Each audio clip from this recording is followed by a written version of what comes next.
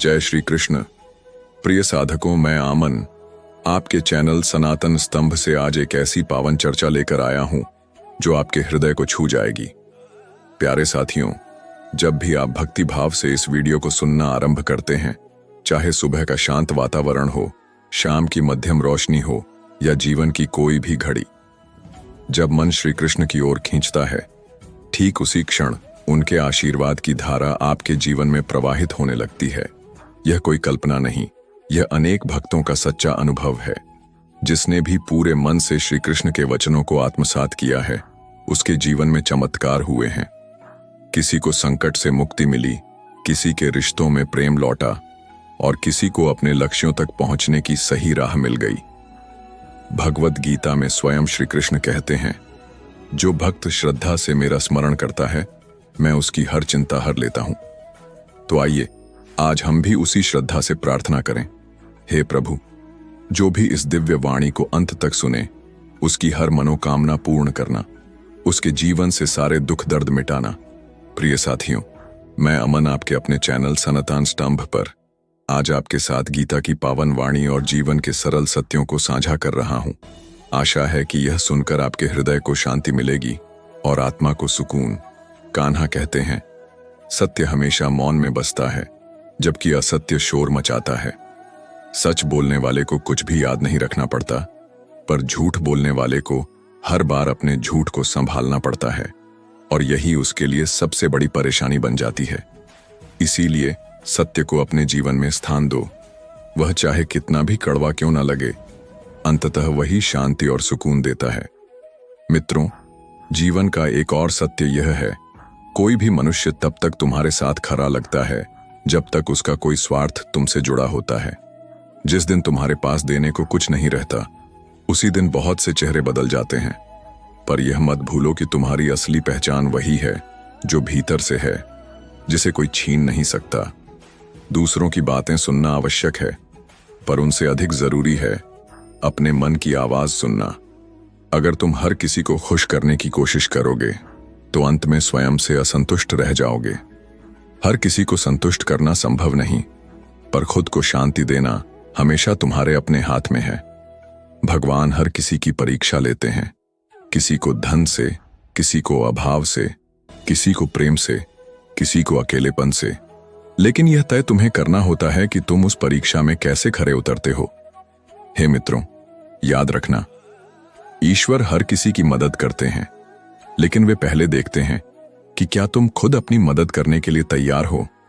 जीवन का सच यही है, जब तक तुम अपने दर्द को शिक्षा में नहीं बदलते, तब तक वह तुम्हें भीतर ही भीतर खाता रहेगा। पर जिस दिन तुम अपने हर दुख को गुरु मान लोगे, उसी दिन से तुम्हारी आत्मा का विकास शुरू हो जाएगा।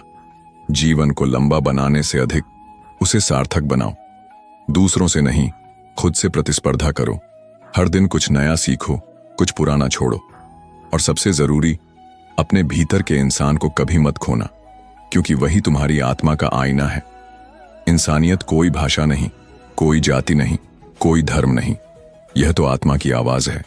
वह भावना जो किसी भूखे को खाना खिलाकर, किसी दुखी को गले लगाकर और किसी असहाय को सहारा देकर जन्म लेती है।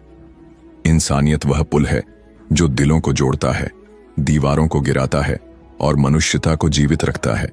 आज के तेज रफ्तार दौर में हम सब आगे बढ़ना चाहते हैं, पैसा कमाना, नाम बनाना, पहचान पाना, लेकिन क्या इस दौड़ में हम इंसानियत को पीछे छोड़ते जा रहे हैं?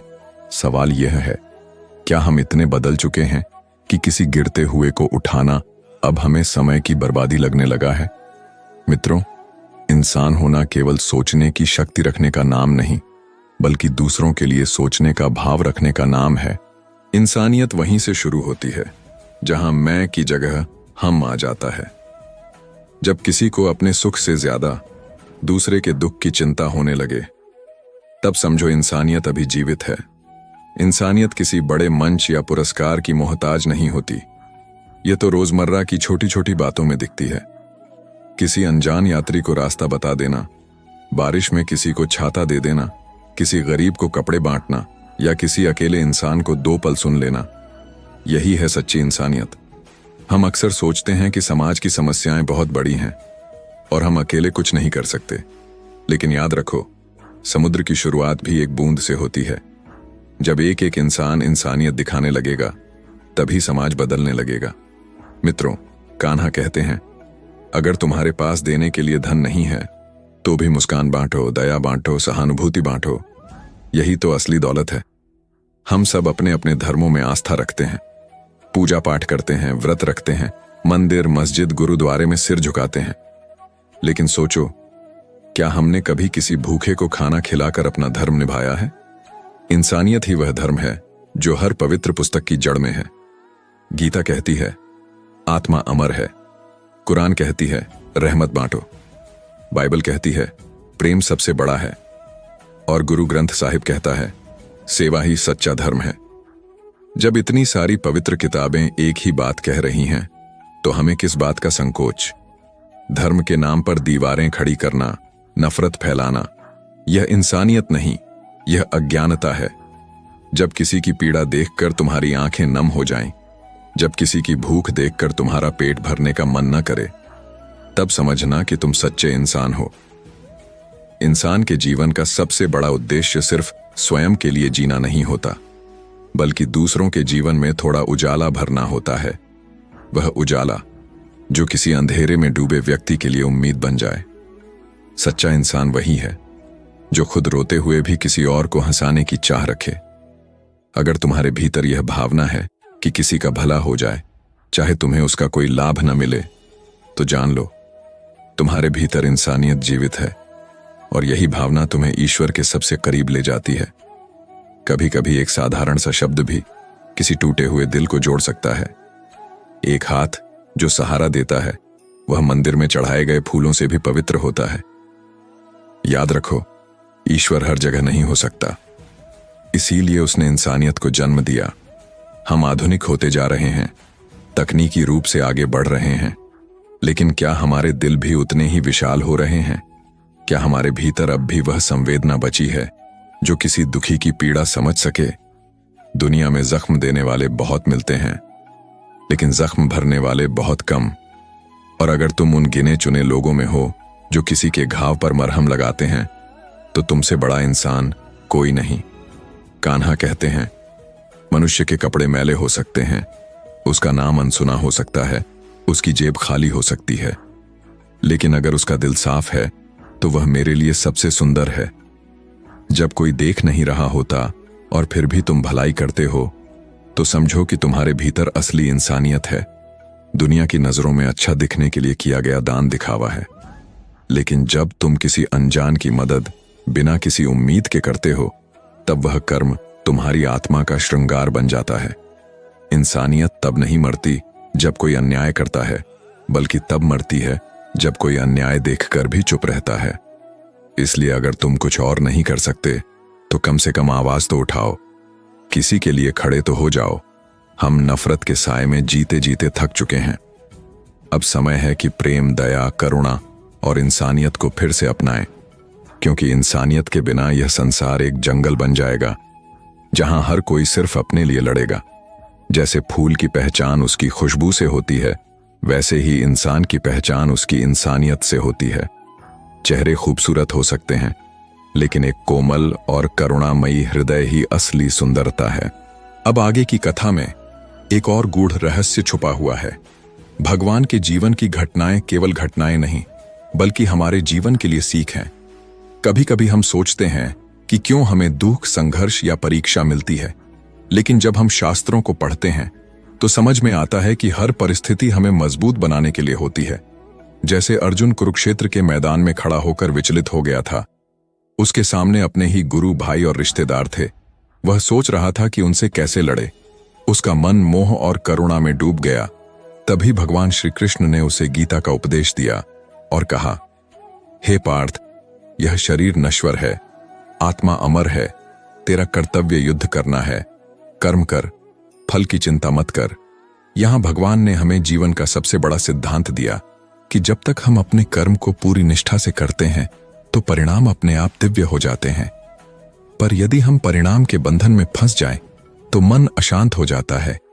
इसीलिए संत लोग कहते हैं, कर्म करते रहो और उसे भगवान को समर्पित कर दो। फिर चाहे सुख मिले या दुख, हर स्थिति तुम्हें भगवान के और करीब ले जाएगी। मित्रों, जीवन के हर मोड़ पर जब हमें अंधकार घेर लेता है तो गीता की यही वाणी प्रकाश बन जाती है। यह हमें याद दिलाती है कि हम अकेले नहीं हैं, हमारे साथ सदैव भगवान की कृपा है। और यही भाव सनातन स्तंभ चैनल पर हम बार बार दोहराना चाहते हैं कि सनातन धर्म केवल परंपरा नहीं बल्कि जीने की कला है। यह हमें सिखाता है कि कैसे कठिन से कठिन परिस्थिति में भी स्थिर और शांत रहें। जैसे महासागर की गहराई में शांति बनी रहती है, वैसे ही हमें भी अपने जीवन में स्थिरता बनानी है। अब जरा सोचिए, जब भगवान स्वयं यह सिखाते हैं कि मोह और भय को छोड़कर कर्म में लगो, तो क्या हमें छोटी छोटी बातों पर निराश होना चाहिए? नहीं, बिल्कुल नहीं। बल्कि हमें यह सोचना चाहिए कि हर चुनौती के पीछे भगवान की कोई योजना छुपी हुई है और वही योजना अंत में हमारे हित में निकलती है। इसीलिए जब जब हम गीता को सुनते हैं तो भीतर से एक शक्ति जागृत होती है और वही शक्ति हमें इस जीवन के सफर को सहज बनाने में मदद करती है। और इसी प्रकार जब हम श्री कृष्ण की लीला पर मनन करते हैं तो हमें यह समझ आता है कि उनका हर कार्य केवल एक कथा नहीं है बल्कि एक गहरा संदेश है। गीता में उन्होंने जो उपदेश दिए वह केवल अर्जुन के लिए नहीं थे बल्कि संपूर्ण मानवता के लिए थे। जब जीवन में हमें कठिनाई आती है, जब रास्ते धुंधले लगते हैं, जब मन में भय और शंका उठती है, तो हमें बस याद करना है कि श्री कृष्ण ने भी अर्जुन को यही कहा था, कर्म करते रहो, फल की चिंता मत करो। प्रिय श्रोतागण, जीवन में सुख दुख आते जाते रहेंगे, लेकिन जो स्थायी है वह है हमारा आत्मबल और ईश्वर में विश्वास। हमें अपने कर्म करते रहना चाहिए और उस परम शक्ति पर भरोसा रखना चाहिए जो सदैव हमारे साथ है। आज की इस कथा को यहीं समाप्त करते हैं। आशा है कि आप सभी को इसमें से शांति, प्रेरणा और श्रद्धा मिली होगी। मैं अमन, आपके अपने चैनल सनातन स्तंभ से आपसे निवेदन करता हूं कि आप इस कथा को अपने जीवन में धारण करें। हमारा उद्देश्य केवल यही है कि सनातन धर्म की ये दिव्य बातें हर हृदय तक पहुंचें और हर जीवन को आलोकित करें। आप सभी का हृदय से आभार। जय श्री कृष्ण, जय सनातन धर्म।